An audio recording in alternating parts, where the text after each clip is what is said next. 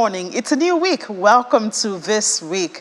I'm Ini John Mekwa, and this is Business Morning on Channels Television. This is where we do 55 minutes of current and relevant business conversation, and you get the best here only. And let's move on to the matters for the day, and we're beginning with global oil prices, where prices rose on Monday as global supply is tightening, with lower exports from Saudi Arabia and Russia offsetting nagging concerns about global demand growth amid high interest rates. Brent crude climbed 75 cents back to $85.55 a barrel, while U.S. West Texas Intermediate crude was at $82.05 a barrel after adding 80 cents. The September WTI contract expires tomorrow, Tuesday, and the more active October contract gained 73 cents to $81.39 a barrel. Both front-month benchmark prices snapped a 7-week winning streak last week to post a weekly loss of about 2% after the U.S. dollar strengthened on the possibility that interest rates could remain higher for longer, with China's worsening property crisis adding to concerns about its sluggish economic growth and oil demand. The world's top crude importer is drawing on record inventories amassed earlier this year as Chinese refiners scale back purchases after supply cuts by OPEC Plus drove global prices above $80 a barrel in July. Saudi Arabia's shipments to China fell 31 cents from June, while Russia, with its discounted crude, remained the Asian giant's largest supplier. Chinese customs data capture this. Meanwhile, Chinese refiners ramped up refined product exports in July, drawn by strong export margins. In the United States, the number of operating oil rigs, an early indicator of future output, fell by 5 to 520 last week. That's their lowest since March 2022. Edible oil now. Malaysian palm oil futures recovered Monday, mirroring the strength in rival edible oils, while firm export data supported sentiment. The benchmark palm oil contract for November delivery on the Bursa Malaysia Derivatives Exchange was up 72 ringgit, and that's at 3,943 ringgit. That's about $847 per metric ton, pairing losses from the previous session. Exports of Malaysian palm oil products for August the 1st to the 20th went up 9.8% to 827,975 metric tons from the same period a month earlier, according to Cargo Surveyor. Also staying there, Dalian's most active soy contract rose 0.9%, while its palm oil contract was up 0.8%. Soy prices on the Chicago Board of Trade climbed also 1.2%. Bean oil market firmed as dry weather in the United States threatened to impact supply during the critical POB filling season, while floods in China damaged crops, cutting corn and soybean production amid trading. And talking about that, we go to the grains market and tell you that soybeans rose 1.5%, climbing to their highest level in more than 3 weeks, while corn gained ground as concerns over hot and dry weather conditions in the United States Midwest buoyed agricultural market. Wheat advanced for a second session, supported by escalating tensions in the Black Sea region that are likely to further reduce world supply.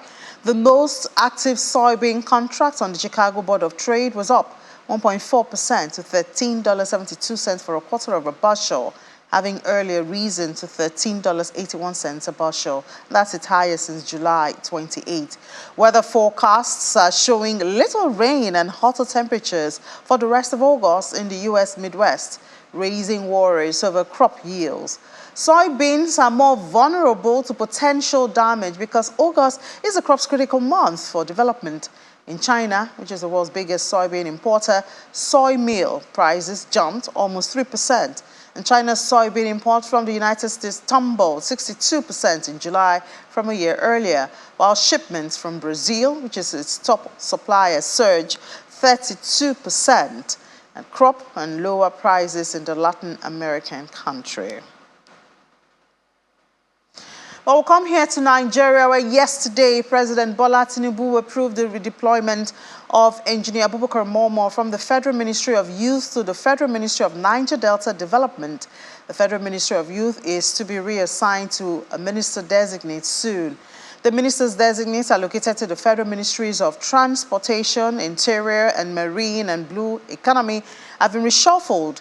Now we have Mr. Adegboyega Oyetola redeployed as the Minister of Marine and Blue Economy, Mr. Bumi Tunji-Ojo redeployed as the Minister of Interior, Mr. Seidu Alkali is redeployed as the Minister of Transportation.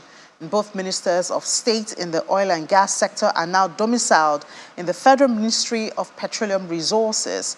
With the following designations, we have Senator Heineken Lukbobiri as the Honorable Minister of State for Oil, Petroleum Resources, and we have Mr. Ekweekwe Ekpo as the Minister of State for Gas, still in Petroleum Resources.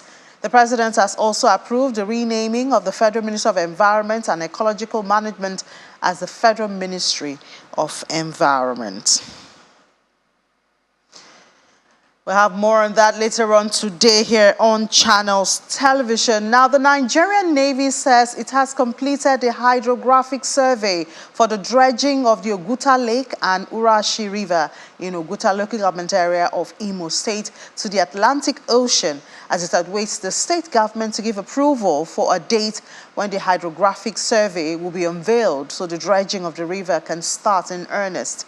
The Naval Commander of Oguta Naval Base, Commodore Stephen Ibrahim, disclosed this when a state government delegation paid a naval base a courtesy visit in order to seek a way of collaborating between the state government and the Navy in the security of the waters in Imo State. Boosting the blue economy and addressing waterway security is beyond lip service for the Imo State government and the Nigerian Navy Oguta Naval Base, which is why there's a move to ensure the actualization of the dredging of Oguta Lake and Urashi River to the Atlantic Ocean in Oguta local government area after it was flagged up by the federal government. An initiative that Imo State government seeks collaboration with the Navy at this meeting. This visit is geared towards the promotion of harmonious relationship with all stakeholders operating in the downstream axis of our internal waterways to the ocean, which is connected with the dredging of the Oguta Lake to connect the terminal maritime base at the coast globally. It is this situation that has informed our embarking on this visit to interface with you on the current situations, especially in the areas of internal waterways security, to prevent oil theft and other unwholesome activities in the internal maritime sector of Imo State. The Naval Commander of Oguta Naval Base discloses that the hydrographic survey for the dredging has been completed and the actual dredging will commence soon to stimulate economic development in the area. The presence of the base here has encouraged economic development, and we hope to see future developments.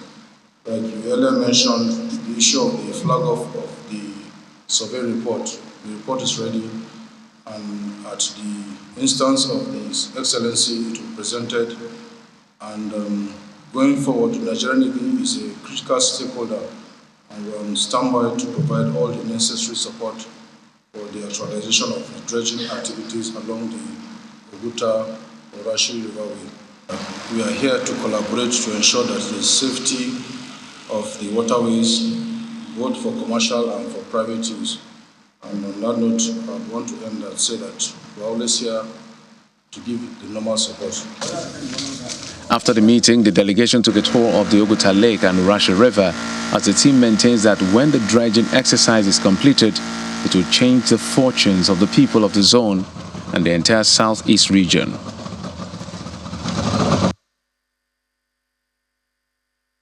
Yeah, we're staying with the marine and blue economy, and now we have a new minister designate, Mr. Adegboyega Oyetola, former governor of Osun State. So, but we have to discuss that Mrs. Boma Alabi. She's a senior advocate of Nigeria and the chairman of Shipping Lines Association of Nigeria. Mrs. Boma, thank you so much for for your time.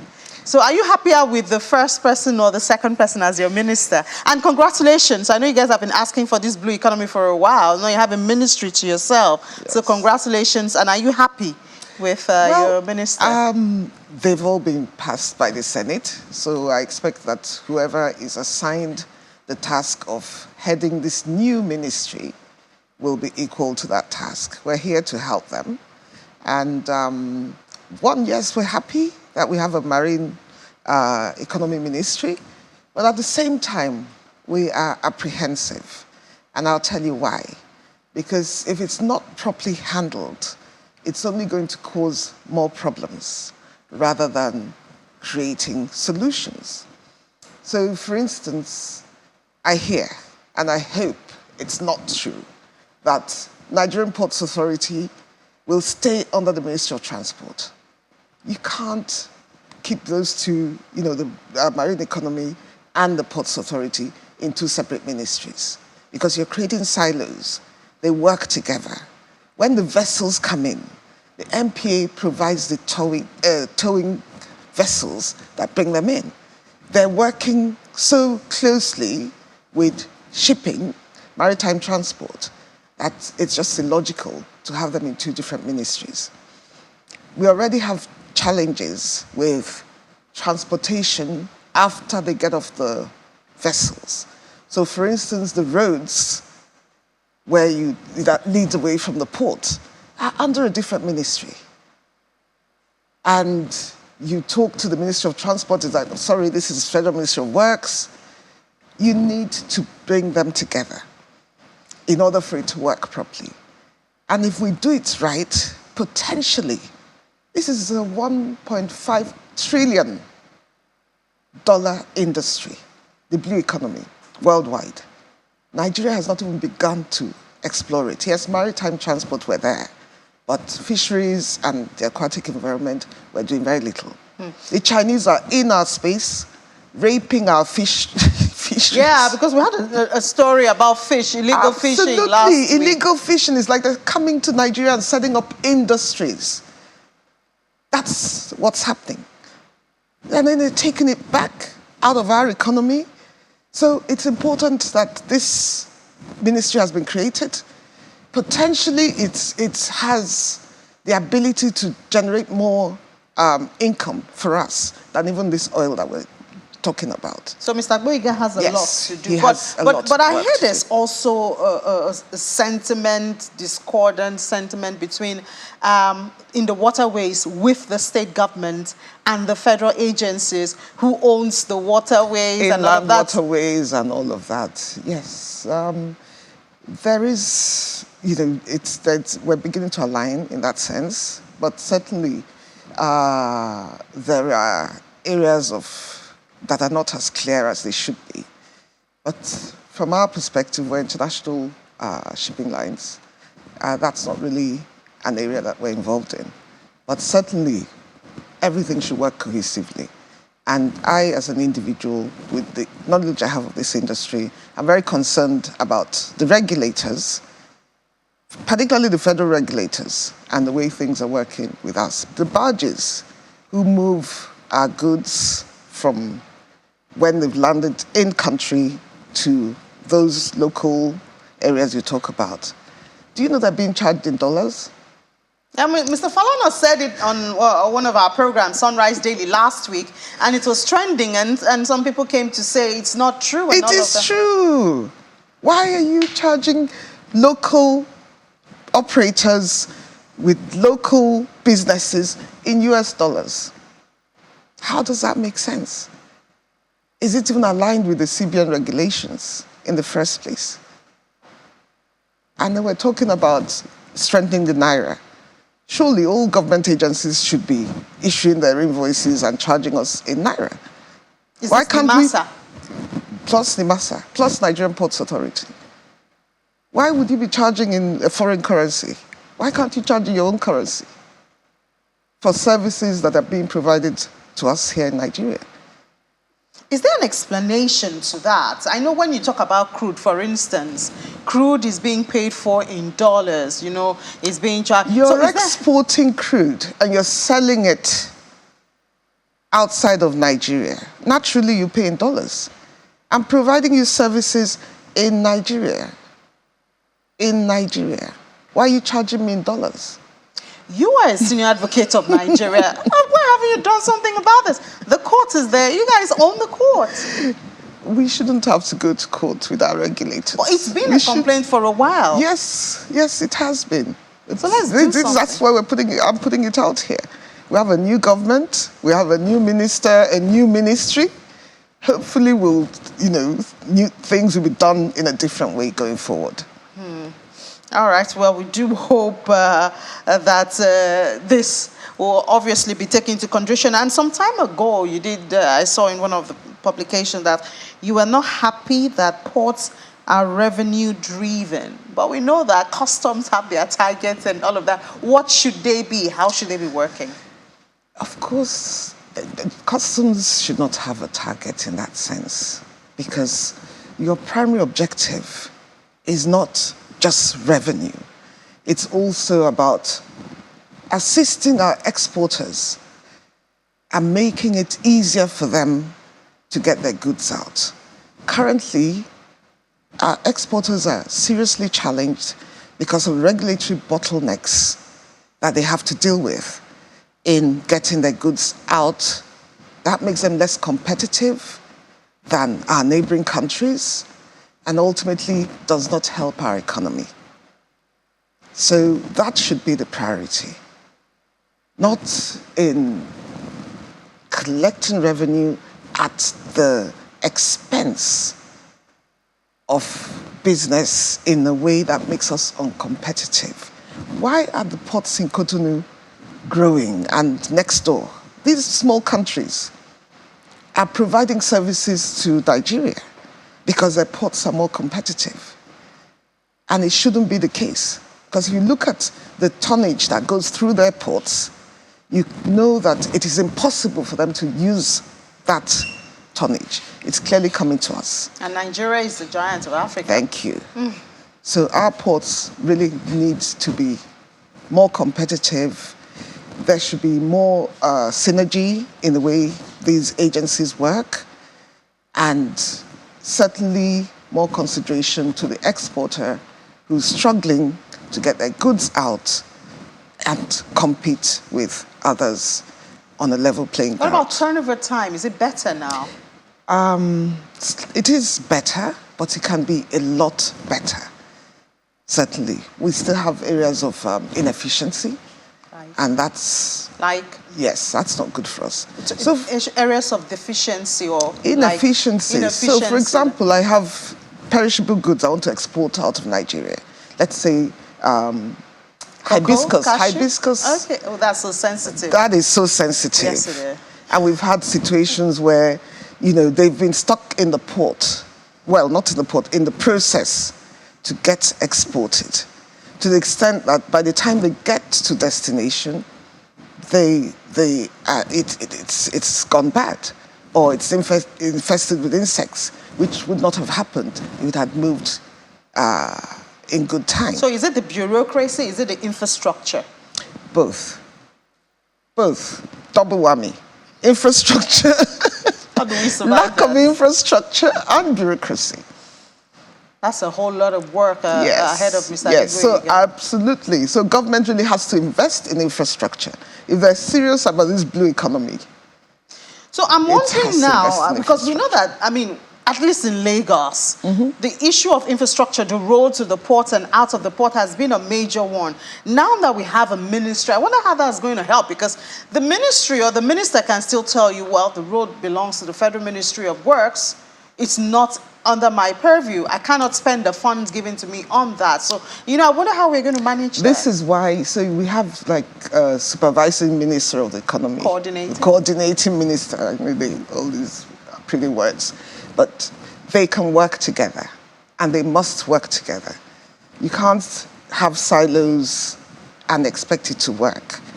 I'll give you an example. I traveled on a ferry to Apapa from Lagos Island, because at the time, Ambode was governor, it was, the ferries are, I said, let me test it. So I left my car on the Lagos Island side, jumped on the ferry, got to Apapa, There's no way to move from that jetty to my destination. So there were no taxis, there was nothing. Similarly, if you want this to work, goods arrive on vessels, maritime transport, blue economy. On arrival, they need to be taken efficiently to their end destination, be it by rail or by road. So those two ministries have to work closely with the Minister for the Blue Economy for things to work properly and for us to really get a bite, a good chunk of this $1.5 trillion. If not, the Chinese will just be taking our portion and we'll be right there. But absolutely. So it's a whole lot, obviously. And at this time in the country, we do know that the country is squeezed on funds. That's why we had to go and borrow $3 billion last week, you know, that's from a drop in the ocean. Yeah, but that's a drop in the ocean. So you know, and now the state governors have like $5 billion out of that, you know, and all of that's a story for another day. What? What should the minister? I think they're getting sworn in today. That's the ministers. And congratulations to all of them. Congratulations to all of you. But as you get in, do know that there's so many voices, so many expectations awaiting you. Absolutely. What should Mr. Gwega be looking out for first? You know, first and maybe in the foremost, first 100 days we can applaud him and say, oh, thank God that we have you in this Blue Economy Ministry. First and foremost, talk to industry. We have the knowledge. We can help you. If you do not understand how it works, you won't understand how to make it better. You have to understand how it works, and then it makes it easier for you to provide solutions. Otherwise, you have people in government doing things that really doesn't make sense because it doesn't assist the industry. For instance, asking shipping lines to provide holding terminals.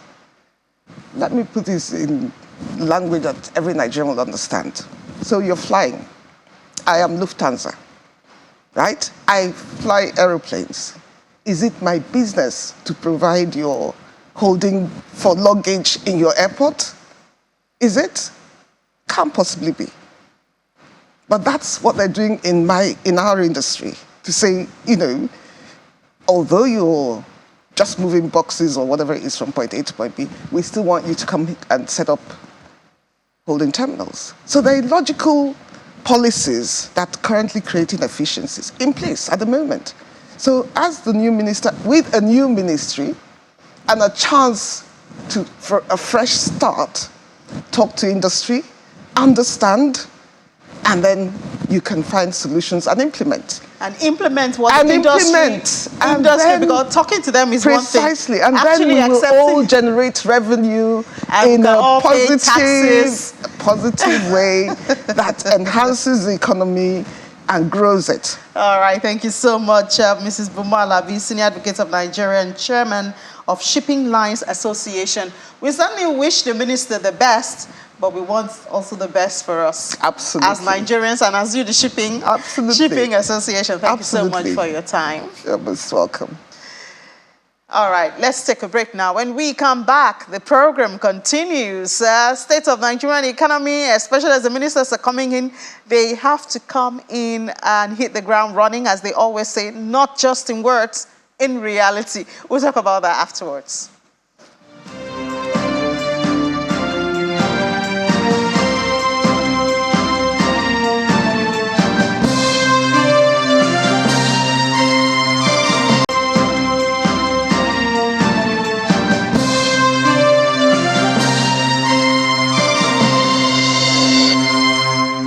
Welcome back. Still watching Business Morning here on Channels Television. Now we're going to focus on assessing the current economic policies, especially now that we have President Bola Tinubu and the ministers are coming on board. Let's see how far he's been doing so far since the 29th of May, when we heard that phrase, subsidy is gone, and the impact that has been coming after that, and some of the other policies by this current administration. And to discuss this with us is the Director General and the Chief Executive Officer of the Institute of Directors Nigeria, Mr. Dele Alimi, joins us virtually from Lagos. Mr. Alimi, thank you so much for your time. Good morning. Good morning. Thank you for having me. Thank you very much. Good to have you. Tell us from the eyes of IOD, how has President Bola Tinubu fared so far? Well, that's a very general question. How has it fared so far? Well, concerning the economy, if I may add that. Okay. On the Concerning economy. the economy, yes. I would say he has taken very bold steps, steps that are not altogether very popular, but that needs to be taken to ensure the turnaround of the Nigerian economy. And of course, those steps, which of course started with the removal of the petroleum subsidy, and of course the merger of the various exchange rate platform. The implication is that it had some very, very telling effect on the economy, especially on Nigerians. And the question has been, should we have waited? Should we have put some other things in place before taking these steps? And well, the truth is, the best time to have done it was years ago, and the next best time is now. And I think what is left for this government to do now is to see what they can do to alleviate the suffering of the people, especially those brought about by this hike in fuel cost and its implications on other parts of the economy, and see how they can revitalize the industrial sector to provide the necessary succor in terms of jobs, in terms of purchasing power of the people. And then this will help to show up the confidence that the people will have in the government to take advantage or to trust the government in other actions that will be taken. Because don't forget that we have been told that the bet is still going to be tightened further. So you need to have the trust of the people. The people must believe in you and in what you are doing. And I think to a large extent, good actions have been taken.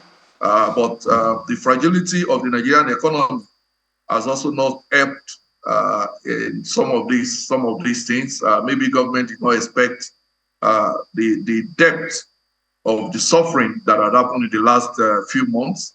But through this, we had it coming. I'll say that, and the government must now wear its thinking cap.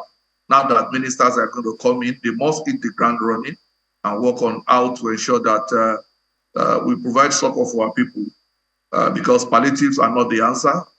The palliative is not the answer in any way. They are just like the name connotes. They're just short-term things that even our system, the way our system runs, the way we do things here, we are not sure it's going to get to the people we're supposed to get to. So we need to address those key areas of the economy. For example, when we talk about the petroleum sector, we talk about the local refinery. What can we do to ensure that the date set for the completion of the turnaround maintenance of the various refineries in the country, the schedule is met and we can start producing PMS and other additives locally. Second, how do we encourage our investor, the Dangote refinery, to start production on time, such that it brings to a large extent some stability in that sector. The CBN must also be encouraged not to take too many knee-jerk action on the issue of forex. Since today in our country there's so much reliance on forex to do so many things. We're an import-dependent nation, and that is not going to go away in a hurry. So government must also do something to ensure that there is stability in that area. So I think we can start with that for now. All right. Well, you said a number of things. Top on that is a lot of Nigerians expected that with what, the knowledge they have of the President Bola Tinubu, especially with his time as the governor of Lagos State, that he'll be really strategic. And so a lot of people were obviously disappointed that, he did make that statement of ending subsidy, even though we do know that, the budget did not provide for it. Before, it was afterwards, that we now see attempts at palliative, which we're still working on at this time. And we also saw, of course, that pronouncement with the unification of FX, which got a lot of investors and markets players very excited. But we can see that we're still struggling with, the after effects even up till now. In fact, I don't know if I did watch Mr. Falano last week where he said it was wrong for them to float the FX because the issue is actually the issue of supply. So, a lot of people are like, I hope we made the right choice because we expect the president to go ahead and have a strategy ahead before making this pronouncement. So it's putting some concerns on the mind of some Nigerians.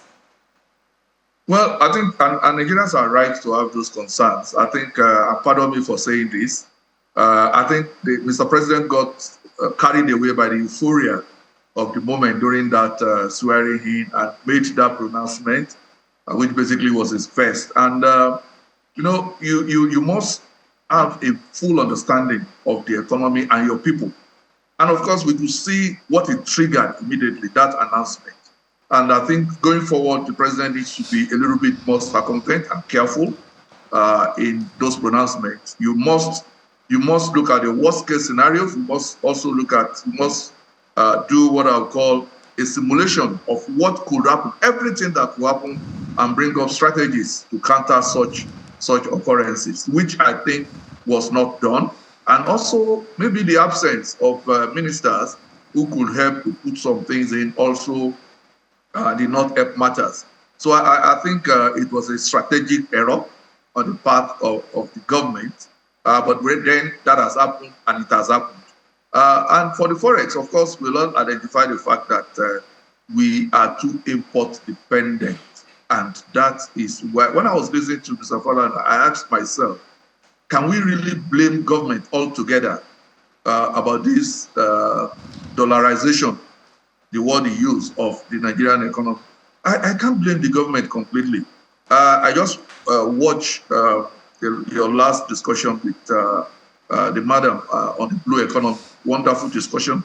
And I asked myself, the question is, if government agencies are charging dollars, the question is, those organizations that are working with these shipping companies, what are they also charging? Has anybody asked that question?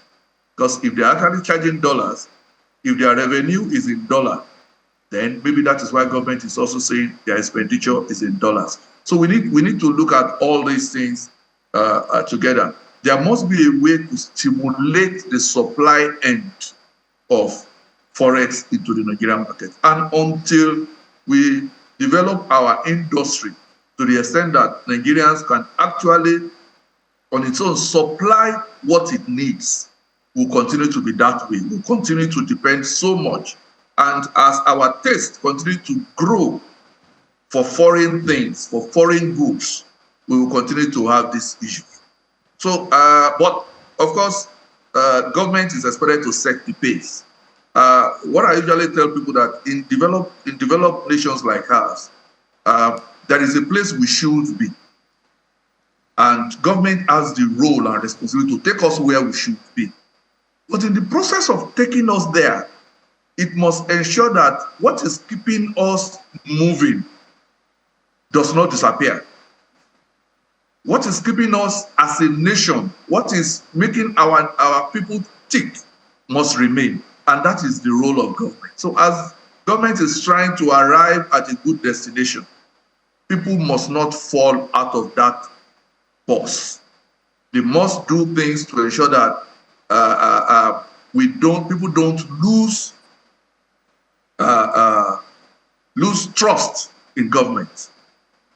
For example, these ministers that are coming in, people are watching them. They are going to be looking at the first few actions they are taking. And that will mean a lot for the kind of trust and the kind of engagement the people are going to have with this government. Or already you've been hearing all sorts in terms of, maybe some round pegs are not in round holes and things like that. But I think what will be critical is the first few steps that these ministers take. It could either build confidence in this government or erode the little confidence that is left in the people. So government needs to really, really watch it. Second, there's a need to have a better synergy between MDAs. There must be, we cannot continue to work in silos, which has led to a lot of wastages in public expenditure. If we don't work in silos, if we work together, we will spend much less than we are spending now. Even not just government, even the people. So these are, for me, the lowest hanging fruits for the government to take now and to start moving. Yeah, I'm glad you talked about the ministers, because that's also another area of concern. You know, when you see people like Senior Advocate of Nigeria now to be heading aviation, or now we see the former governor of Osun State heading, you know, marine and blue economy. And we know that these are technical areas. But I guess, as our guest said, Mrs. Boma, perhaps if they listen to the industry experts, you know, they can still get that confidence you just talked about. And you also did mention some of those low-hanging fruit. And the issue of trust, as well as synergy, you know, between these ministries is also a very big deal, because it has robbed Nigeria of a certain level of development even before now. How do we emphasize that enough, the issue of coordination and, you know, collaboration between the ministries? Yeah, I think Mr. President needs to take the bull by the horn. I think that is the critical thing. The president needs to set the tone from his own end. That, look, this is what I'm going to condone.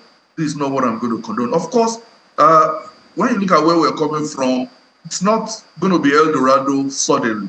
But if the tone is set and there is a conscious effort, deliberate and conscious effort to say, look, this government is going to work together. We are going to have synergy. And in talking to the ministers today, let them know that we cannot afford to have the kind of disgraceful things we had in the past. We cannot afford it. The nation cannot afford it. So there is a need for the president to set that tone right from the top, right from today, and let them know what is happening. And not just for the ministries, also for the various departments and agencies. And second, the other aspect that we don't seem to look at very well is the issue of the civil servants themselves. We talk about the blue economy, we talk about it. Are we going to put in a measure to develop the capacity of these key officers at the various ministries, development and agencies to be able to handle this new area that Nigeria is going into? That is very critical. Third, there must be proper engagement with professionals in those fields. Of course, the government will tell you, yes, sometimes when we listen to professionals, we also look at common good that is looking at it from a bigger picture, how it affects the other side of it. But look, it is important to listen to people who are in the sector. They play a critical role in the success of those policies. So we must listen to them. And I think if that is done, it will go a long way to build confidence in the economy. And the more people have confidence in the economy, the more they are able to invest in it. If you don't build that confidence of the people and of the investing public, we are just wasting our time. All right, thank you so much, Mr. Dele Alimi, the Director General and Chief Executive Officer of Institute of Directors, Nigeria. Thank you so much for your perspective. Enjoy the rest of your day. Thank you very much. Thank you. All right, now it's market time. We'll do a review. It's a public holiday in some states, Lagos State being one of them, but we have to emphasize that the markets are still trading because it's not a federal holiday, so it's a state holiday, and so we still have our markets today. But in comes Anete Edet with the details of last week's trade. Anete, good morning. Good morning, Ini. I'll say thank God it's Monday. Yeah, yes. Yeah, thank God it's Monday. Some people wouldn't say that. I love Mondays. Okay, you love fresh Mondays. Starts. Yeah, I think I'll have my reservations for Mondays. Okay. So now, let's talk about the fixed income market. But starting first with the Forex market, take a look at your board there. We saw a positive 58.76% increase in the total value of turnover carried out there at about $620.1 million as at August the 18th, 2023. That's on the FMDQ exchange. And then, of course, that was largely driven by 62.67% increase on the FX spot market, which had $619.22 million traded. But take a look at the flip side of the market, the FX market, the FORS market, it was down for that. That's for the market. Now moving over to the other side of the market, where you talk about the naira. The naira was down by, in contrast to what you had in the previous week, the naira had already softened again by 0.18%. So, but okay, we were talking about the forex market. The forex market for the FX as well as the derivatives market, they were both down by 91.96%, almost 92%. So that's it for that market. Over to the naira, where we're talking about the naira at about 772 naira 14 kobo, in contrast to what you had before, 770 naira 75 kobo. So it was down by 0.18%. Now, talking about the FX market, we've seen that it declined last week by about $37.45 million to about $33.83 billion. Now, it started the year at about $37.07 billion, but currently at about that $33 billion, and no thanks to central bank's intervention on the FX market, which is leading to that decline on that market. So now we've talked about that market, and we'll be having analysts to talk to us on that market. Taiwo Olajubu, the forex, she's a forex and fixed income dealer at FSDH Merchant Bank. If we have her there, she can tell us more about that market. But in the meantime, let's move over to the other side of the market, where we talk about the equities market. It was down by a naira value, 150.12 billion naira.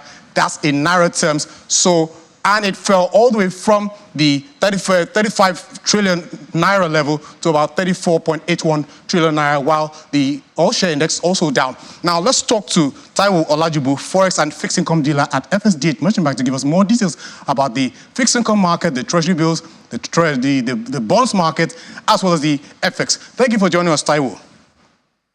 Good morning, Anete. Thank you for having me. Okay, yeah. Good morning. Quite a lot I would like to ask you, because last week we had the FGM bond auction. We also had the $3 billion emergency crude repayment from the Nigerian National Petroleum Corporation Limited, securing a $3 billion from the Afrexim Bank. So now my question is this loan risky for the Nigerian Treasury bills market at the moment as we speak? Okay, thank you for that. So on the crude repayment, crude repayment loan that was received by CBN from Nexim Bank, $3 billion, it's targeted at stabilizing the FX market. Currently, we've seen that following that, we've seen the CBN intervene consecutively in the INE window, and subsequently we've seen that's why we saw an increase in the turnover week on week, and that's why we've seen that rate in the INE window has been largely stable, and that has also impacted the alternative market, where we've seen a significant crash in the rates from highs of 950 to about less than 850, where it closed last week, and we expect to see a further decline this week. Even on Friday, the CBN released a circular addressing the Bureau de Change operators, stating a cap on the spread they can sell, and also rendition of returns to the CBN. And with this improvements, we expect to see a further crash in that market, whereby we end up now seeing a unification in the official market rate and the alternative market rate. I think that's what that crude repayment loan is targeted at. For the fixed income space, yes, last week there was the bond auction, where the sale was lower than the amount on offer. We saw the DMO sell 227 billion against 360 billion, which was on offer. And given that market was largely illiquid when the auction was conducted, we saw, and markets also, the expectation of higher rates, and we're beginning to see a lot of restrictive measures from the CBN. We saw the yields close at significantly higher levels than where it closed the previous month's auction. So we saw the 53s close at 15.85 from 14.3, where it closed at the previous week. Okay. Taiwo, are you still there? Hello, Taiwo?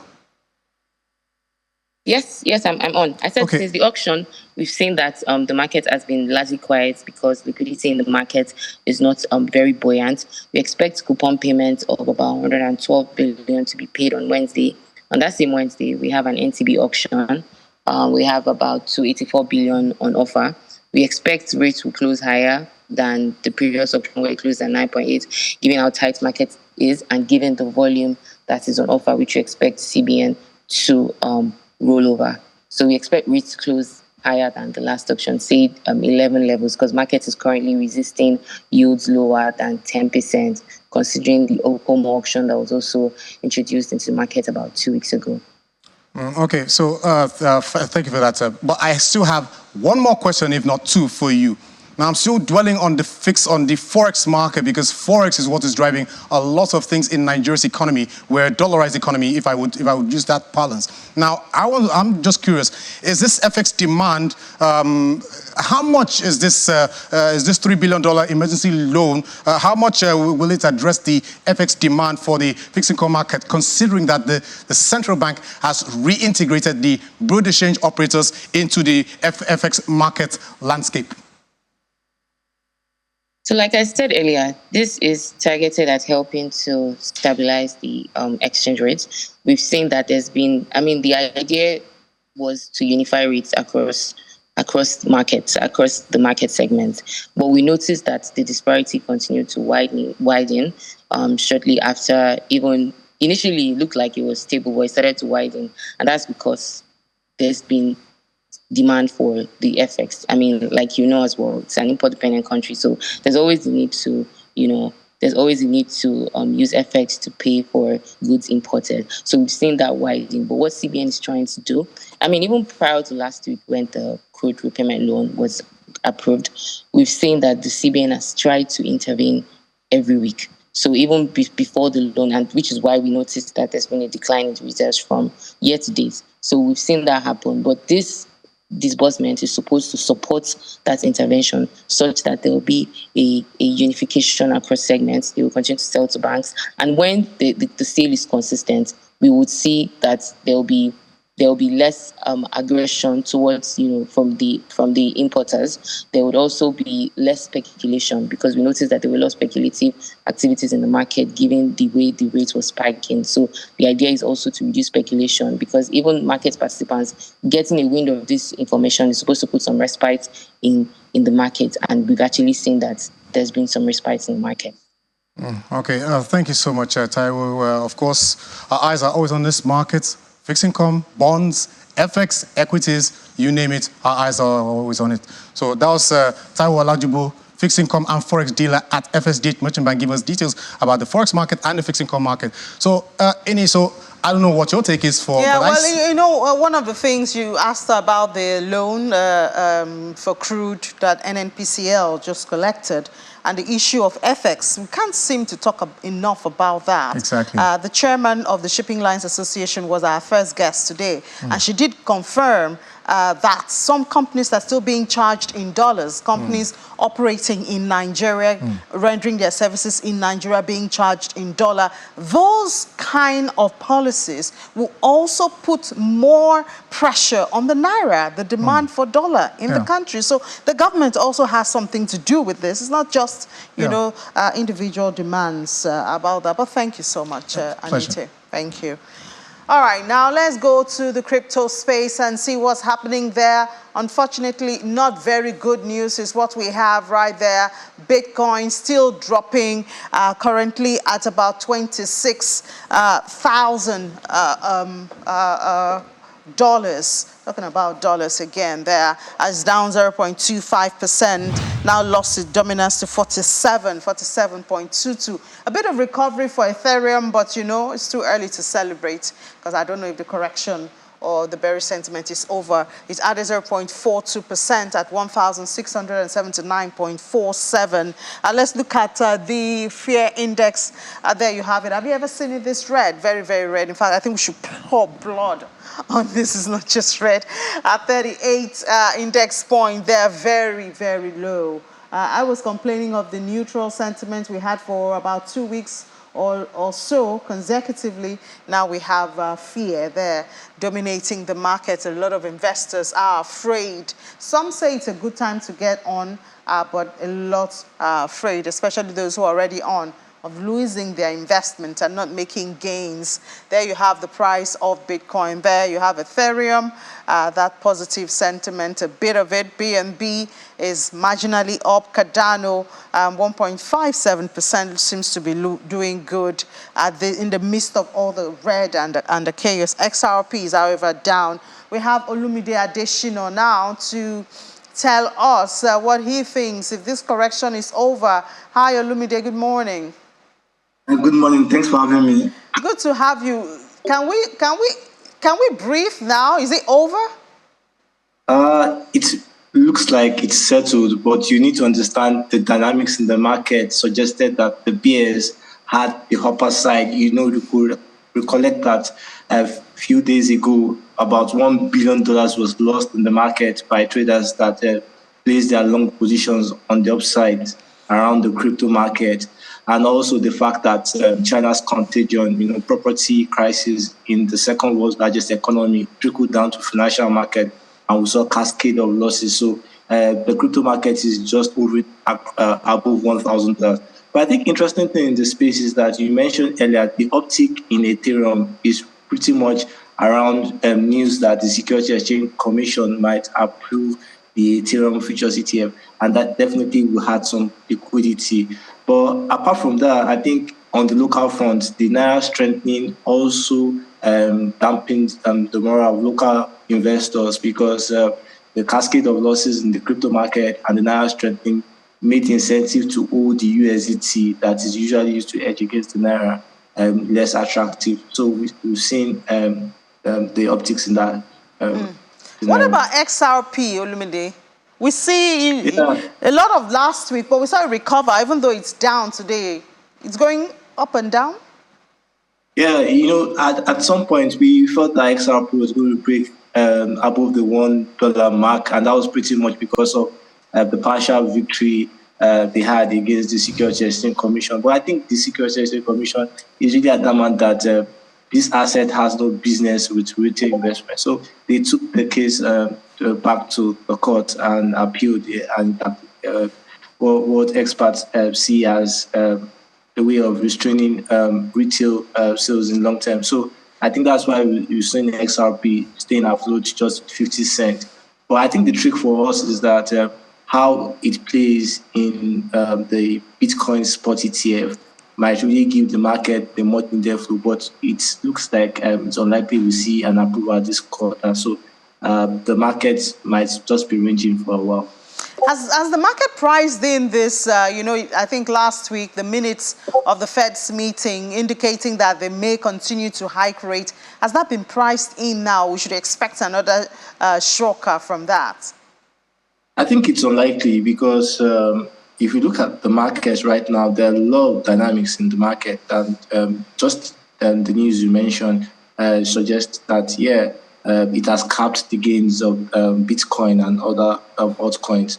But having said that, if you look at the US dollar index right now, it tells you that there's still more room for suppression. So I think it's very fair to be cautious that everything is being priced. But I think the damage right now might not be as bad as what we saw last week.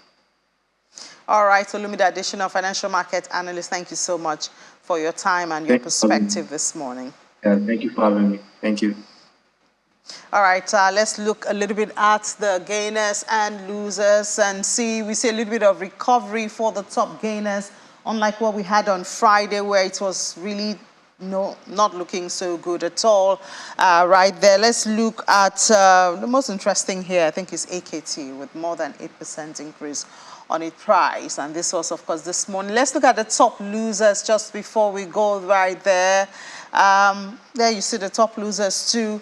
I guess the alternatives are trying to get up and meet up with Bitcoin, but that's a very long distance we see there. But that's what it's looking like this morning from the crypto space. But the fear is really fearful at 38%. That's it on the program. Thank you so much for being a part of this very first episode for the week. That's of Business Morning.